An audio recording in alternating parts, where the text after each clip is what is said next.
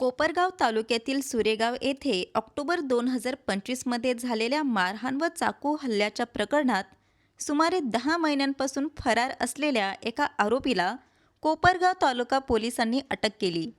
लक्ष्मण शरद पिंपळे वय 22 राहणार सुरेगाव असे अटक करण्यात आलेल्या व्यक्तीचे नाव आहे. पोलिसांनी दिलेल्या माहितीनुसार 16 ऑक्टोबर 2025 रोजी वादाच्या पार्श्वभूमीवर कपिल राजू पिंपळे याच्यावर मारहाण करून चाकूने वार करण्यात आल्याचे प्रकरण घडले होते. या घटनेत कपिल पिंपळे जखमी झाला होता. या प्रकरणी कोपरगाव तालुका पोलीस ठाण्यात गुन्हा रजिस्टर क्रमांक 297/2025 नुसार भारतीय न्याय संहितेतील संबंधित कलमांखाली गुन्हा दाखल करण्यात आला आहे. गुन्हा दाखल झाल्यानंतर लक्ष्मण पिंपळे हा पोलिसांच्या माहितीनुसार फरार होता. दरम्यान 17 ऑगस्ट रोजी तो सुरेगाव परिसरात असल्याची माहिती पोलिसांना मिळाल्यानंतर तपास पथकाने कारवाई करून त्याला ताब्यात घेतले.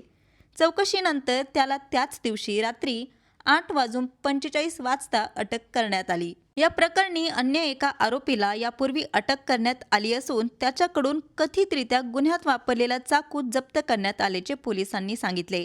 प्रकरणाचा पुढील तपास सहाय्यक पोलीस निरीक्षक धरमसिंग सुंदरडे करीत आहेत. संवाद महाराष्ट्रासाठी रवी वाघडकर, कोपरगाव.